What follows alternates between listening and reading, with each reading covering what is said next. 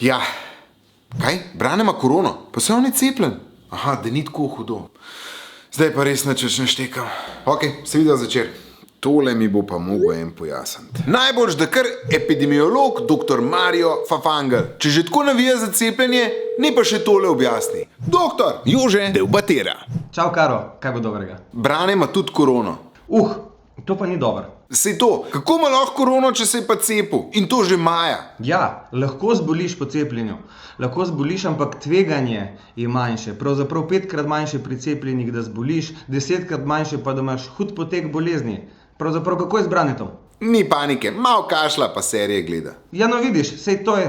Hvala cepljenju je tako. Sej to je pa naslednja stvar. Zakaj se sploh cepimo, če sploh ni hudo, če zboliš? Vidiš, to ljudje pa okoli obrniti. Ni tako hudo, ker se je cepil. Cepljenje nas ščiti tako proti okužbi, proti prenosu in proti hudim poteku bolezni. Ja, točno, sej to sem pa že nek prebral, ja. Ja, zdaj me boš pa vprašal verjetno, zakaj se potem cepiš, če lahko prenašaš. Ja, točno to sem hotel vprašati. Lahko prenašaš, ampak verjetnost, da boš prenesel in da se sploh okužiš, je bistveno manjša, kot je pri necepljeni populaciji. Pravzaprav, če bi bili vsi cepljeni, se o tem sploh ne bi več pogovarjali in tisti prenos bi bil tako minimalen, da ne bi bremenil zdravstveni sistem in bi zaključili z epidemijo. Aha, ja, sej to je pa logično. Ja, tako je. Pravzaprav se cepiš zase, da ne boš zbolel in da če zboliš, bo bolezen blažja in se cepiš tudi za druge. Da jih zaščitiš, da epidemija konča in tudi da zaščitiš vse tiste, ki se pač ne smejo cepiti ali tudi, če bi se cepili, bi bil njihov odziv na cepivo prešibek in še vedno bi tvegali hud potek bolezni. Se pravi tisti, ki so bolni oziroma imajo prešibek imunski sistem. Tako, en del prebivalstva, tudi če se bo cepil, bo razvil slabši imunski odgovor, to pomeni ponavadi bolniki s hudimi bolezni, rakava obolenja in ravno za takšne se cepiš tudi ti. Se res, kako nam gre v Evropi s cepljenjem? Pravzaprav boljše kot v Sloveniji. Zakaj pa je tako? Ne vem. Ne, ni res. Pravzaprav je odgovor zapleten.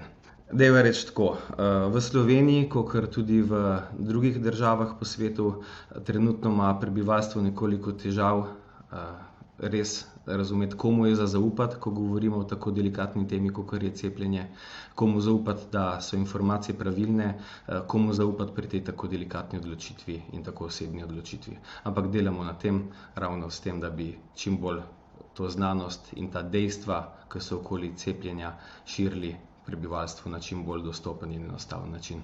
Kaj pa svet? Kaj mi pomaga, če smo mi vsi cepljeni, če ima pa recimo Tanzanija 0,5% cepljenih? To je ogromen problem. To je etičen problem pravzaprav glede dostopnosti cepiva za vse. Tisti stavek še vedno velja. Dokler ne bomo varni vsi, ne bo varen nobeden. Eno je iz etičnega vidika, zato ker pa v državah, ki si jih omenil, ki nimajo dostopa niti do prvega odmerka cepiva za njihovo prebivalstvo.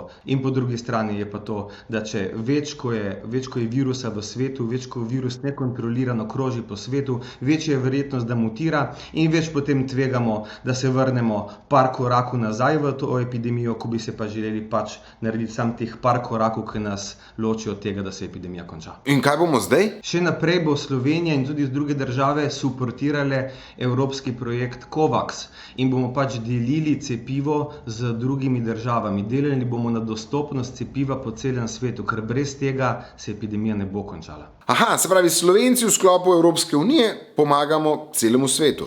Točno tako. In moramo vedno več in tudi druge države morajo vedno več pri temu pristopati. Torej se moramo cepiti zaradi sebe in zaradi drugih, poleg tega pa moramo pomagati tudi drugim po svetu, da se cepijo. Ker če se ne cepi v svet, se to ne bo končalo. Sam tako bomo prišli do konca, Jože. Hvala, dr. Fafangel, ne vem, kako ne rečem. Na nek način upam, da se čim manj slišva. Adijo. Čau.